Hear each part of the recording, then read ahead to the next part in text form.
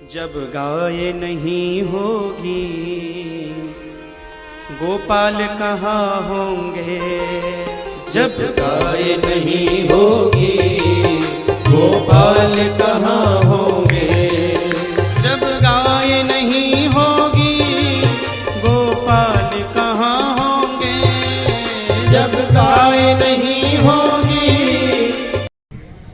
और हमारे साथ गौसेवा में शामिल सभी गौसेवक, हमारे दोस्त, हमारे प्रेरणा स्रोत डॉक्टर सुमंत वर्मा जी, इन सभी को मेरा बारंबार प्रणाम है।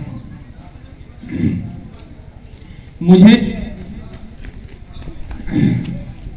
प्रेरणा मिली कैसे, ये मेरे जीवन का एक अछूता पहलू है।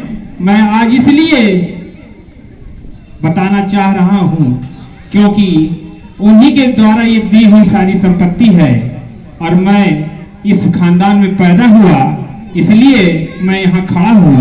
इस जमीन में मैं कुछ पुष्प लगा पा रहा हूँ, उसका मूल कारण यही है कि मैं चंदेल परिवार, देगों परिवार में मेरा जन्म हुआ और मुझे अनायास ही ये इतना बड़ा भूखंड मिल गया। नहीं तो मैं आज तक अपने पूरे जीवन में 1 इंच भी जमीन खरीद नहीं पाया हूँ, तो शायद इतना बड़ा भूखंड नहीं खरीद पाता। और देववा खानदान में यदि मैं पैदा नहीं होता तो शायद मैं भी कहीं मजदूरी कर रहा होता, ठेला चला रहा होता या जो होता वो पता नहीं, लेकिन इतनी पवित्र भूमि, इतनी सात्विक धूम को प्राप्त नहीं कर पाता। अब ये प्रेरणा आई कहां से? ये प्रेरणा 3 घटनाओं से आई है। पहली घटना ये है, हमारे पिताजी को बहुत बड़ा घाटा लगा।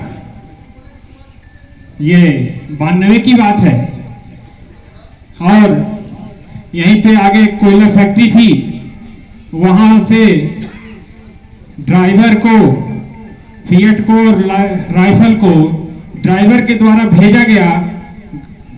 दाऊद ने भेजा सिंगरौली और चिट्ठी में लिखा कि मेरे पास अब कुछ बचा नहीं है, इसलिए मैं जा रहा हूं। आरपीएल कंपनी के नंदू बाबू हमारे दोस्त हैं, मैं उनको यहां नौकरी करने जा रहा हूं और अगर संभव हुआ तो कर्जा पटा के वापस आऊंगा और फिर कुछ काम करूंगा। वहां ड्राइवर पहुंचा, ड्राइवर का नाम था रुस्तम। रुस्तम ने चिट्ठी दी मम्मी को 8 बजे रात हमको बुलाई और बोली तुरंत चलो, वही पता नहीं कुछ हो सकता है। हम दोनों लोग आए और यहां से लेके वापस गए। उसके बाद उस फिएट को दाऊ ने बेच दिया। उस जमाने में नई फिएट थी, 1,25,000 की नहीं थी, लेकिन वो मजबूरी में 75,000 में बेची गई। 75,000 रुपये से एक गाय की डेयरी शुरू की। करोड़ों में खेलने वाले सब्जी को तरस गए। फिर समय का परिवर्तन हुआ, सब कुछ सही हुआ, हमारी गौशाला बड़ी हो गई, डेयरी बड़ी हो गई, आरा मशीन चलने लगी, कोयले का काम चलने लगा और फिर हमारे घर में भीड़ लगने लगी। जो जहां थे नात भाई, रिश्तेदार, नेता, साधु सभी आने लगे, फिर उत्सव होने लगा। लेकिन मुझे अभी ज्ञान नहीं हुआ था। मुझे ऐसा लगा कि मैं जो कमाता हूं, मुझे आरा मशीन में बैठाया गया, मैं जो कमाता हूं इन गायों को खिला देता हूं। अब बड़ी मार्मिक घटना अब यहां से शुरू हो रही है। खिला देता हूं, मैं चुपचाप सारी गायों का सौदा किया और 5,20,000 में 26 गाय बेच दिया। जब मैं शाम को घर पहुंचा, उस समय 150 की नोट होती थी, 500, 1000 की नोट नहीं थी। एक झोला नोट लेके जब घर पहुंचे तो हमारे दाऊ बोले ये कहां पाए हो, क्या है? मैं बोला पैसा है। बोले क्या है, कहां पा गए इतना? 5 लाख रुपया। हम बताए 5 लाख है। बोले कहां पा गए? मैं बोला मैं सब गाय बेच दिया। उसी दिन से हमारे दाऊ हमसे बोलना बंद कर दिए। 3 महीना बीत गया, खाना खाते थे, सब कुछ करते थे, पैर दबाते थे, लेकिन वो बोलते नहीं थे। हमारी माता जी समझौता कराई होंगी, आपस में बोली होंगी। एक दिन खाना खाते समय वो बोले कि जंतु है, जब हम बच्चे बुढ़ाई यार तो ये सेवा न करी। जौन व्यक्ति गाय बैठ सकत है वो माँ महतारी की सेवा नहीं कर सकते। इतना बोलने के बाद वो शांत हो गए और अगले दिन से बोलने लगे। उसके बाद मैंने प्रण किया कि जो मैं कमाऊंगा अपने खाने के बाद, अपने बच्चों को पढ़ाने के बाद सारा गायों में लगाऊंगा, क्योंकि मैं जानता हूं मुझे खाने के लिए, मैं देवा परिवार में पैदा हुआ हूं, इतनी जमीन तो है कि मैं खा तो लूंगा, सारा कुछ लगा दूंगा उसके बाद ही। दूसरी घटना, अब उससे थोड़ा आगे बढ़ती है।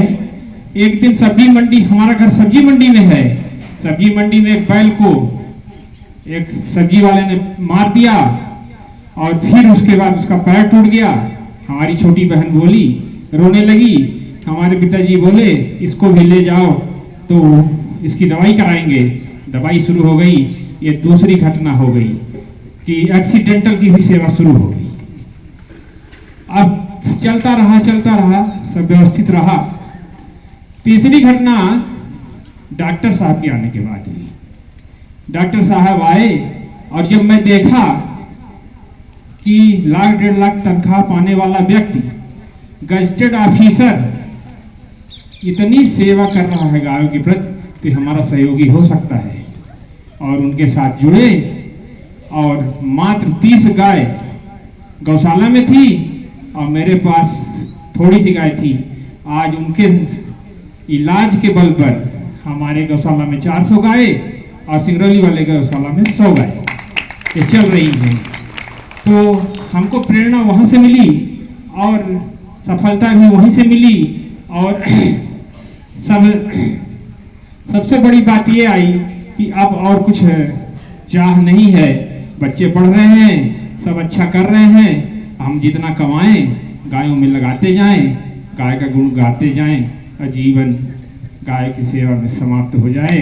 हमारी रोज यही कामना होती है कि हमारे यहाँ जो गाय हैं उनके भोजन में किसी प्रकार की बाधा ना आए, हमारे शरीर के जाने के उपरांत ही आए।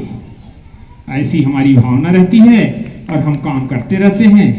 बाकी इस गौशाला में सर्वश्रेष्ठ योगदान यदि रहा है तो श्रमिकों के साथ जो बौद्धिक स्तर का रहा है वो विश्वकर्मा जी का रहा है, साहू का रहा है।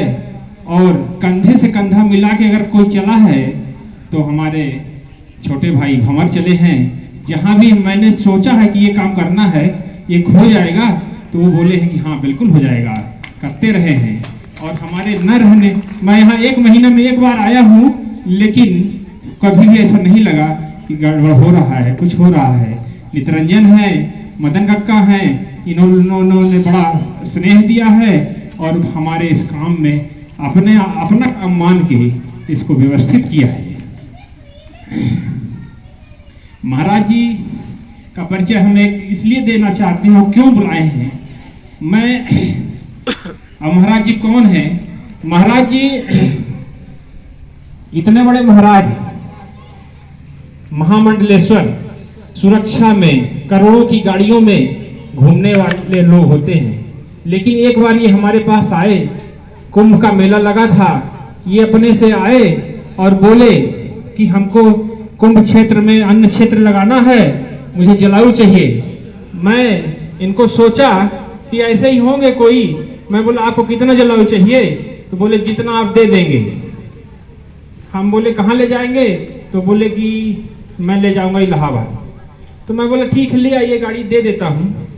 ये जब गाड़ी लेके आए तो मुझे ऐसा लगा कि ये तो ट्रक लेके आ गए, 50,000 की जलाऊ ले जाएंगे। तो मैं इनका विरोध न जताते हुए मानसिक विरोध किया। मैं बोला महाराज जी लेबर नहीं है हमारे पास, लोड नहीं कर पाऊंगा, जिसे मैं दे ना पाऊँ, दूं ना। महाराज जी खुद लगे और 3-4 घंटों में पूरा ट्रक लोड कर दिए।